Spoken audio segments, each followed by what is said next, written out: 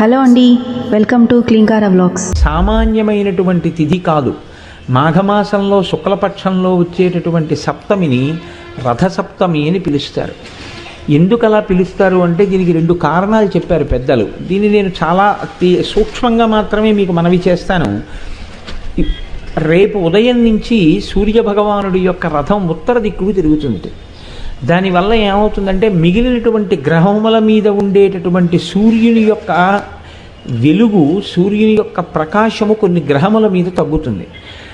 ఇంత పరమపుణ్యప్రదమైన ఉత్తరాయణ పుణ్యకాలంలో ఎటువంటి పాపములు చెయ్యకుండా ఉండగలిగేటటువంటి శక్తి మేధస్సుకి దేనివల్ల కలుగుతుంది అంటే, ఈ కాలమునందు చంద్రప్రకాశం చేత జిల్లేడాకు మీద ఉండేటటువంటి నూగులాంటిది రేగుపండు తలకి తగిలి బ్రహ్మస్థానమునందున్న వేడితో అది సంయోగాన్ని చెందితే రాబోయేటటువంటి కాలంలో వడదెబ్బ తగలకుండా కావలసినటువంటి శక్తిని తలపుంజుకుంటుంది, ఔషధీ శక్తిని.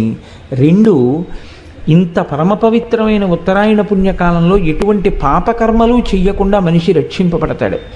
మూడవది ఏమిటి అంటే, మీకు ఇందాక చెప్పానే యావజ్జీవకారాగార శిక్ష పడిన వాడిని 12 సంవత్సరముల తర్వాత వదిలేసినట్టుగా ఈశ్వరుడు ఒక్క మనుష్యుడికే ఒక అనుగ్రహం ఇచ్చాడు. ఇది ఎంత తేలికైన అనుగ్రహం ఇచ్చాడంటే, రేపటి రోజు ఉదయం రథసప్తమి తిథి ఉండగా సమంత్రక స్నానం చెయ్యాలి.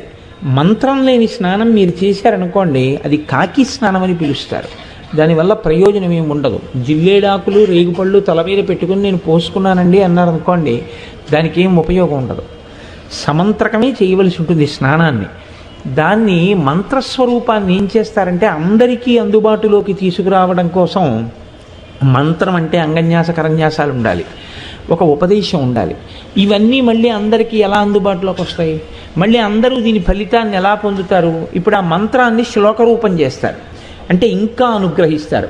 ఇప్పుడు మీరు ఆ శ్లోకం చెప్పిన తరువాత రేగుపళ్ళు జిల్లేడు పళ్ళు తల మీద పెట్టుకుని అప్పుడు నీళ్లు పోసుకుంటే అవి జారి కింద పడిపోతాయి. అలా పడిపోయాయి అనుకోండి, 7 జన్మల క్రితం చేసినటువంటి పాపాలని ఆ స్నానంతో తీసేస్తారు.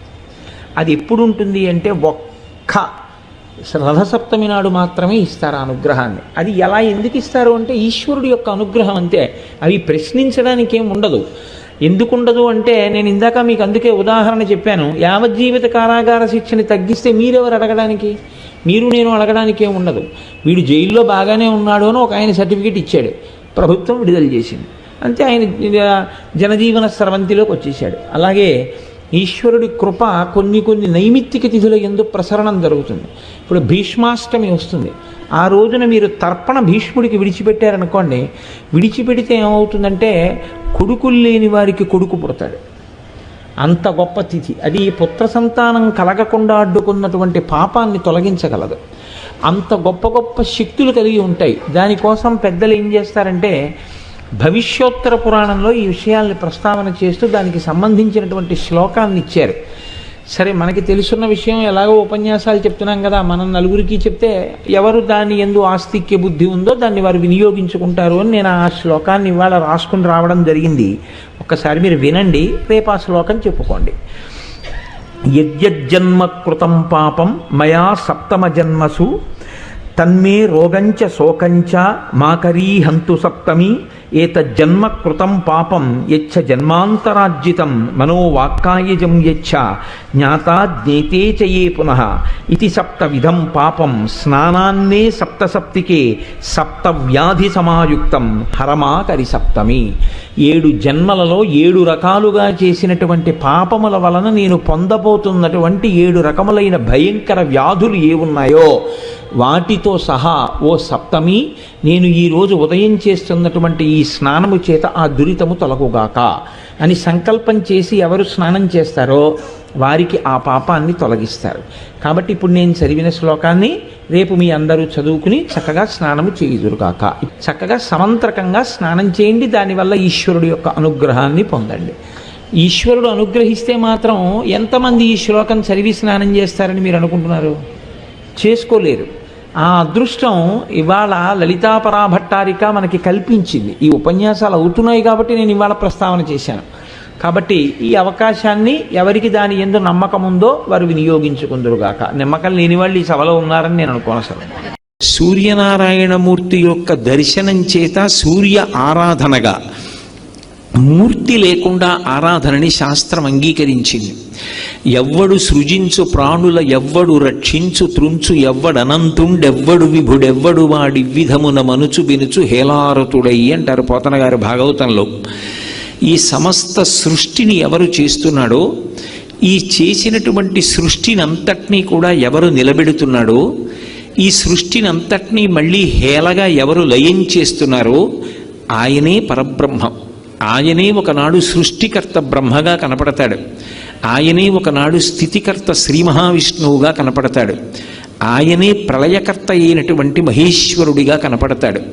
కానీ సూర్యనారాయణమూర్తి దగ్గరికి వచ్చేటప్పటికి ఒక విశేషం ఉంది.